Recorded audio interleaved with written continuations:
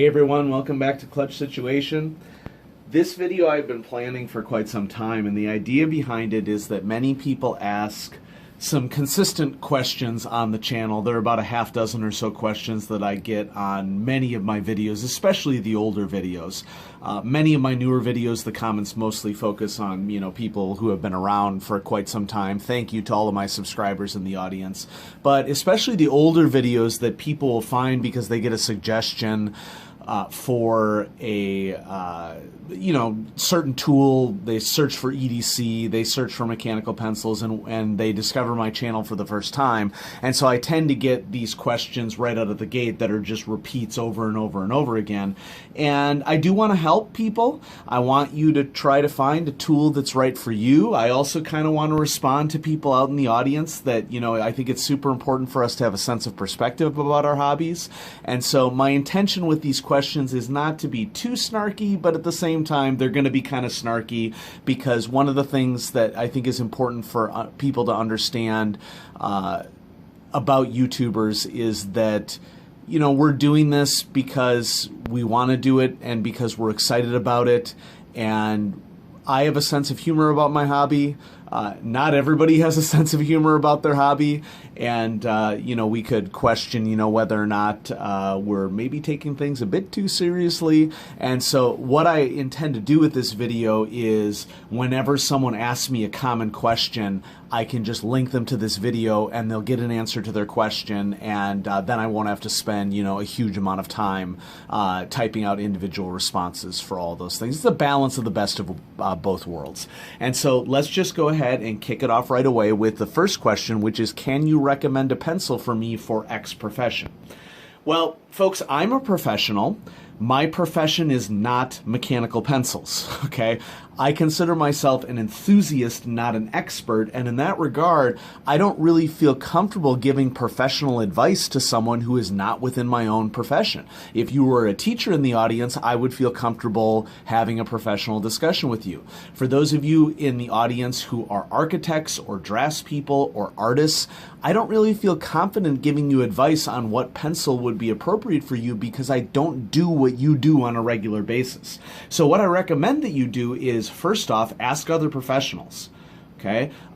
You're watching a video about a particular tool. I appreciate that you want my perspective on things, but I'm not really the one who you should ask about professional work. It should be someone in your own profession. It wouldn't be fair for me to make comments outside of my own profession, teaching and learning.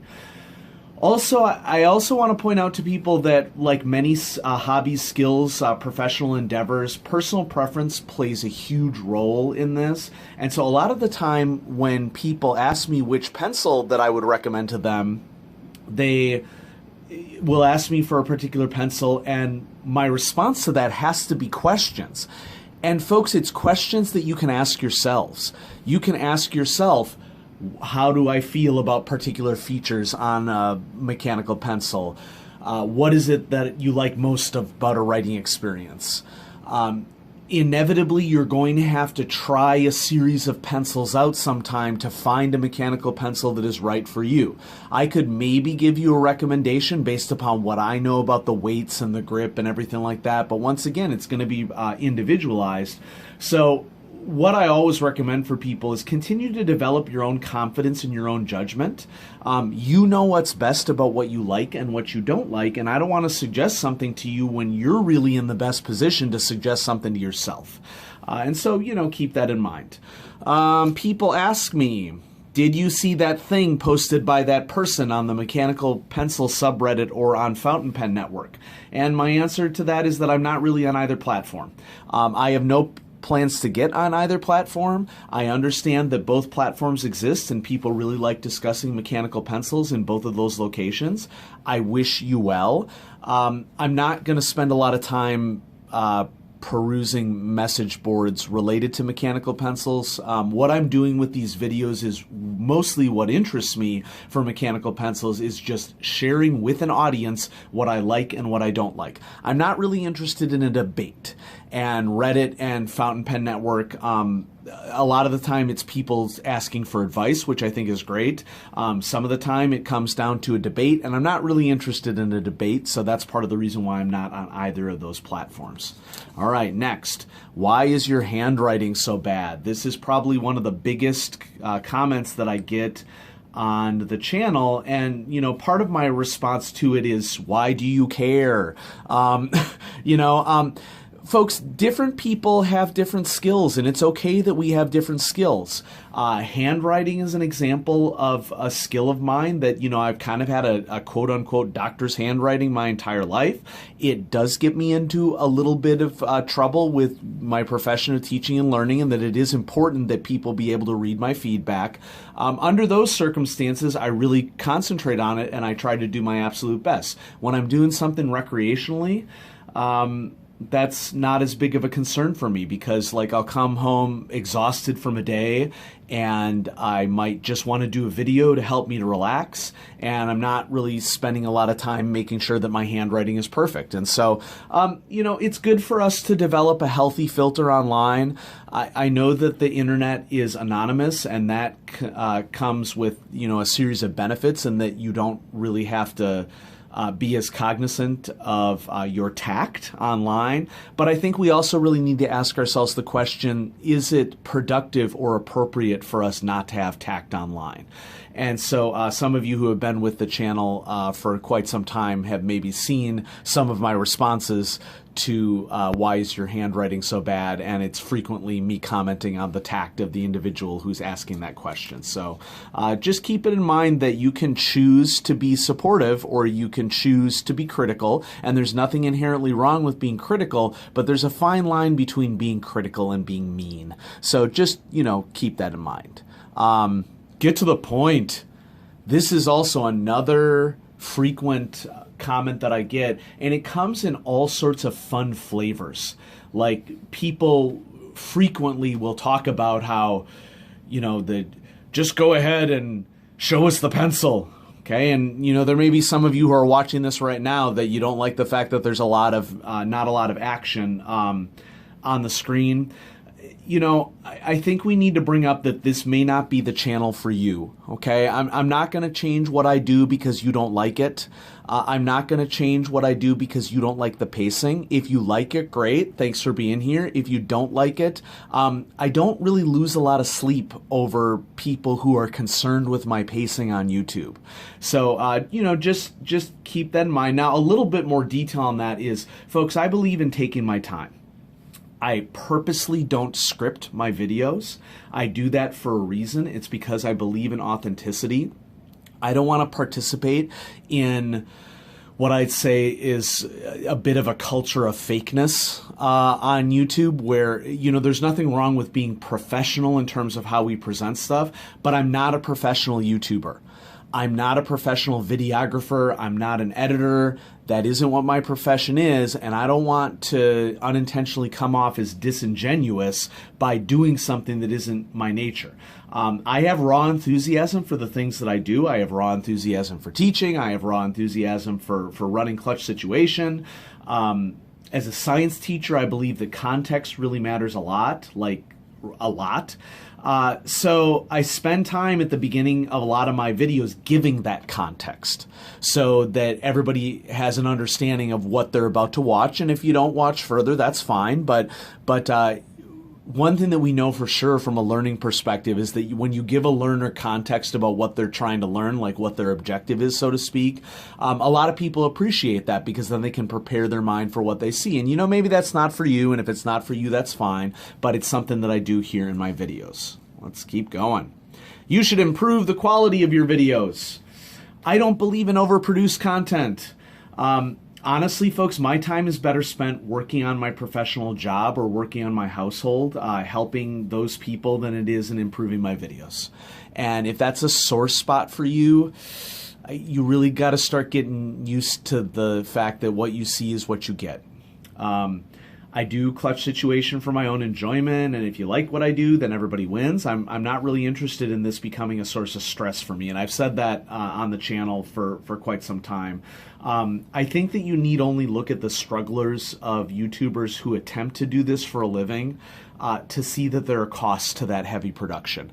And if you watch a really well-produced video and enjoy it, I think it's important for you to consider that there are frequently dozens of hours that go into that heavily produced content that you are watching for free, effectively. I mean, other than what's contributed to ad contributions. And, just try to be empathetic for creators is something that I'd ask for you. I'm really concerned about YouTubers who feel that this medium is the only way they can be successful and are maybe who are torturing themselves to the point of having nervous breakdowns because they feel like they have to produce heavily produced content, not like there's anything wrong with that, but they have to produce content regularly, not like there's anything wrong with that, but there are people that are literally stressing themselves to death trying to make a living on YouTube, and that isn't me, okay? It's good to have high expectations until those expectations kind of result on having a really severe impact on someone's mental or physical health. And so if, your question is, why don't you improve the quality of your videos? I've made a conscious choice to do this way because I know that this is healthy for me. And I'm not going to apologize to that for anyone. I'm not going to apologize for, not risking my sanity or life by choosing to do it in that way. I found this cheaper than you did, you fool! Friends, I need to remind you that once I post a video, time passes. You can be almost certain that the prices quoted on the channel anywhere from 1 week to 4 to 5 years ago are no longer accurate. Check dates on videos before you comment. I do deliberately try to purchase from small stores whenever possible. That way, that's mainly for two reasons, and it's a personal reason. One, I want to make sure that I'm getting a genuine product. There are a lot of knockoff mechanical pencils out there. There are a lot of people who are producing mechanical pencils and illegally putting the name of particular brands on pencils, even though they are produced with slave labor. So, I want to make sure that I'm getting a genuine product, and that costs a little bit more always. I also just like supporting small businesses because I want small businesses to be successful, and you do pay more for small businesses, but that means that you do have to pay a little bit more. So I understand that you found the pencil that I found for a cheaper price for a myriad of reasons. Okay, that doesn't make me a fool. It means that time has passed. It means that I'm making different purchase decisions for you. Okay, if we're going to measure ourselves by you getting a better financial deal than me on something, gosh, you got to think about your priorities, okay? Yeah. Continuing on, you made a mistake in one of your videos, you fiend! Now, I understand that the last couple of comments have, had a little hint of sarcasm in them. I do need to come to some kind of catharsis by doing this, by recognizing that a lot of the comments that are made on YouTube are logically absurd. I've made mistakes in my videos. There's no question about it at all. Once again, I'm an enthusiast, not an expert. It's okay to make mistakes. Okay, I'm just letting you know. If that's not something that you figured out, I can't tell you how to feel. You might be happier after you figure that out. I don't know. I also want to point out that sometimes people define mistakes. What people sometimes define as mistakes are often simply differences in perspectives, in opinions. Opinions are opinions. Opinions aren't right or wrong. They just are. And if you have a different opinion than me, that's okay. Now, obviously, if it's a factual thing, like probably some of the biggest mistakes I've made have been like weights of pencils. I don't get out a scale before I rate a pencil on my channel. And I know that some of you might prefer a little bit more precision, like talking about the exact gram weight of a particular mechanical pencil. And if that's what you want, that's great. There are websites out there that have that information. You can look it up. That's another good point to discuss right here is that there are things that people ask me on the channel that you can look up with a Google search. and I'd like you to consider to use your resources. My job is not to find information for you about mechanical pencils. Now, if it's something that's a little bit more obscure knowledge that we all know is more difficult to find, I'd be happy to help people out. But people will post things on the channel frequently like, hey, do you know how much this pencil costs or where I can buy it? You have a search feature in your web browser that allows you to search for those sorts of things. I'd really recommend that you try to find a way to start using your resources. Next, you remove my comment privileges. Yeah, I do that for some people. And there's a reason why I do it, because commenting is a privilege, not a right. I could disable all comments on all my videos if I wanted to. Okay, but I don't, because I like the idea of having a community for mechanical pencils. That said, I expect people to be respectful in the comments. Okay, I get to moderate the comments on my own channel. And if you are disrespectful to people or overly disrespectful to me, I just straight up remove your comment privileges. It's that simple. The people who get their comment privileges revoked are those who make rude and aggressive comments. And I don't really think that if you've been on the internet for any span of time, it should surprise you that people are moderating their comments. Because, as I said earlier, I don't intend this to be a source of stress for me, and I am completely within my rights to remove the stressors. So if you don't like that, consider figuring out where you stand in terms of how you contribute to the community. If your contribution to the community is a source of stress for people, that I don't consider that to be a good contribution to the community. And then probably the most specific comment that I get on this channel is, why haven't you reviewed the Penteller Nero? Okay. The short answer to this question is that my Penteller Nero broke within 24 hours of me using it with regular use. It's not like I ran over it with a steamroller or something. Okay, I was just writing with it and the sliding sleeve just stopped operating and would no longer extend. It's entirely possible that I got a rare manufacturer's defect, but I'm going to tell you right now, there are other reports of people's Penteller Neros not working. And I'm not trying to smear the Penteller Nero or anything. I'm describing what my experience was with it.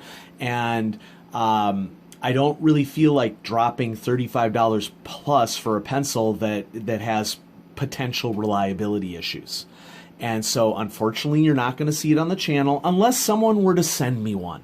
I mean, folks, if one of you wants to send me a Penteller Nero for me to review and to give it a second chance, I mean, you wouldn't get it back. And, we could come to some sort of arrangement for that if you wanted to. Remember that I have a Patreon account, patreon.com/clutchsituation. And if you were a patron of mine for several months in a row at the $5 level, and then after we had built up enough funds for me to buy a Penteller Nero and you requested it, I would seriously consider your request. But I wouldn't consider your request if you hadn't contributed the money for me to be able to purchase it, because I currently don't really have any plans to spend the money, to take that risk, in other words. I mean, there are thousands of mechanical pencils in the world, and very few of us can afford all of them. And so we do have to make judicious choices about that. And so I hope that this has helped to answer some common questions that I frequently get on the channel. I'm not meaning to be overly snarky about some of the more aggressive comments, but at the same time, I sort of feel it's a little bit cathartic to me to respond to those aggressive comments, because if the world ran the way that YouTube comment sections did, oh boy, folks, it would be rough. We need to be kind to each other, is how I want to end this video. And if you can be kind in the comments, I am all for you being here. And thank you so much to those of you who watch, who are subscribers, or if you're just new to the channel and you're kind, thanks for being a part of the community. I'm excited to share something that we love together with each other. Thanks so much for watching, everybody. Have a great day.